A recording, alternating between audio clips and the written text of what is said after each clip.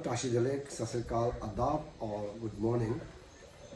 आज मैं फिर एक वीडियो के साथ आया हूँ जो कि हाल ही में मैनपाट तिब्बती सेटलमेंट में 11वीं पेंशन लामा के जन्मदिन मनाया गया था 25 अप्रैल के दिन।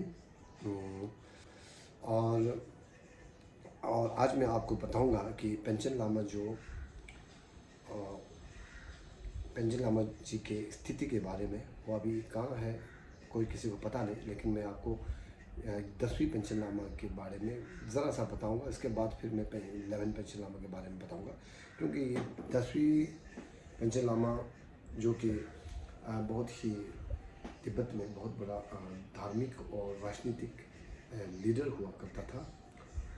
उनके लीडरशिप में काफ़ी विश्वास करते थे तिब्बती जो तिब्बत में रह रहे तिब्बती जनता के द्वारा, और उनको चीनी सरकार भी काफ़ी उनसे नाराज़ रहते थे, क्योंकि वो हमेशा संघर्ष करने में बहुत जुटे रहते थे। और वो बहुत ही लीडर था, और उन्होंने अपने जीवन काल में काफ़ी संघर्ष किया है और काफ़ी लड़ाइयाँ लड़ी है, जो कि शांति प्रिय से, और हमेशा चीनी सरकार को तिब्बतियों के अधिकारों के लिए लड़ते रहे हैं और चीनी सरकार के खिलाफ आवाज़ उठाता रहा।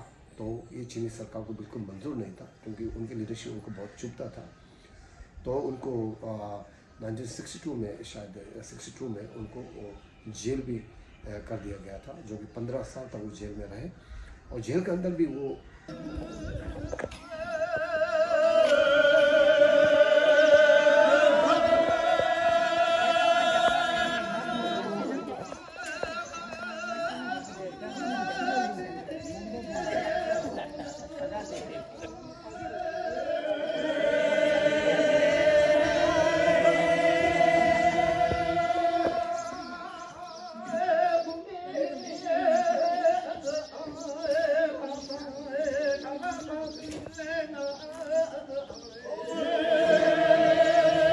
उन्होंने एक पेटिशन लिखा था, जो कि 70,000 शब्दों में एक लेटर लिखा, एक पेटिशन लिखा है, जो कि तिब्बती धर्म, संस्कृति और तिब्बती भाषा या तिब्बतियों के अधिकारों के लिए मांग करते रहे, उनके कानून के दायरे में रहकर, चीन के संविधान के अनुसार, और उनका लड़ाई जारी रहा।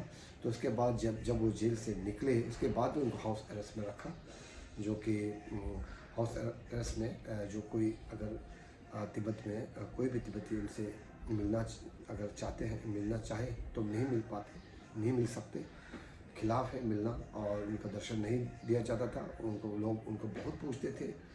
तो इस कारण फिर धीरे धीरे चीनी सरकार, कम्युनिस्ट चीनी सरकार द्वारा उनको मार दिया गया है, या वो उनका देहांत हुआ है, या मार दिया गया, वो कभी अभी बहुत ही ये रहस्यमय है, एक तरह का मिस्ट्री है।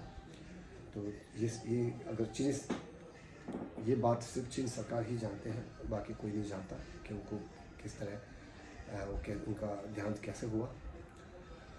तो उसके पश्चात फिर 1989 में उनका देहांत हुआ। तो उनके कुछ महीने बाद 11वीं पेंशन लामा का जन्म हुआ, और उसके फिर जन्म होने के 5-6 साल बाद, जब वो 6 वर्ष तक पहुंच गए थे, तब हमारे गुरु परम पावन दलाई लामा जी और उनके गुरु छठे रिम्पोछे ने उनको 10वीं पेंशन लामा के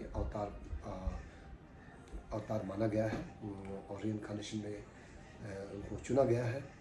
तो इसके शायद 2-3 दिन बाद ही उनके परिवार सहित उनके आसपास जो भिक्षु जो रहते हैं, और उनके गुरु छठे रिम्पोछे, सभी को गायब कर दिया गया रातों रात, और कोई किसी को पता नहीं चला कि वो आज तक किस जेल में है, कहाँ है, क्या कर रहे हैं, किस हाल में है, कोई किसी को नहीं पता। इसके बाद दुनिया के कई देशों ने जानने की कोशिश भी किया, चीनी सरकार को कुछ प्रश्न भी किए, लेकिन चीनी सरकार हमेशा उस बातों को गुप्त रखा। आज तक पता नहीं है कि आज तक उन्होंने गुप्त रखा। आज भी हमें पता नहीं चल पाया कि आज आखिर में है वो वहाँ है, वो जिंदा है या नहीं, वो किस हाल में है या है, कोई किसी को कुछ नहीं पता। तो जब वो 6 वर्ष के थे, उनका चुनाव हुआ, चुना गया पेंशन लामा 10वीं पेंशन लामा के रीइंकार्नेशन में, तो चीनी सरकार को बिल्कुल मंजूर नहीं था। तो उन्होंने अपनी तरफ से एक फेक पेंशन लामा बनाकर तिब्बतियों के सामने पेश किया है और उनको तिब्बतियों को हमेशा सूचना या उनको बताते रहे हैं कि यही है पेंशन लामा, 11वीं पेंशन लामा, जो कि बिल्कुल तिब्बतियों के दिल और दिमाग से उनको बिल्कुल मंजूर नहीं है और नहीं रहेगा, क्योंकि जो असल में जो पेंशन लामा है वो तो उन्होंने गायब कर दिया है। तो यहाँ पर एक बात आता है, जैसे चीनी हमेशा कहते हैं कि हम नास्तिक हैं, हम धर्म को नहीं मानते, तो फिर उन्होंने एक धर्म गुरु को रीइंकार्नेशन बनाया है, रीइंकार्नेशन के रूप में उन्होंने स्वीकारा है। तो चीन का कोई भरोसा नहीं है, वो कभी कुछ बोलते हैं, कुछ करते हैं और करते कुछ और है। वो हमेशा धोखा देना और अपने बातों पर अमल ना करना और लोगों को बेवकूफ़ बनाना, लोगों को सताना, ये उनका काम है। और वो अपने षड्यंत्र में कई लोगों को फंसाना, तो ये उन्हीं का काम रहता है, प्रोपेगेंडा उनका चलते रहता है। तो इसलिए दुनिया में जितने भी आज संस्था है या मीडिया या कोई भी इंडिविजुअल, उनसे मेरा अपील है कि प्लीज़ पेंशन लामा के बारे में पूछिए चीनियों से जब भी उनका मौका मिलता है, या कुछ लिखिए, कुछ छापिए, कुछ कोशिश कीजिए जानने की। आज तक कई देशों ने किया है। 2018 में भी अमेरिका सरकार ने भी कोशिश किया था और 2022 में भी किया था, और भी कई देश, कनाडा से लेकर कई देशों ने प्रश्न तो किया था, लेकिन आज तक उनका जवाब नहीं मिला है। चीनी सरकार बिल्कुल नहीं बताते कि पेंशन लामा का स्टेटस क्या है, किस हाल में है, अभी तक नहीं बताया है।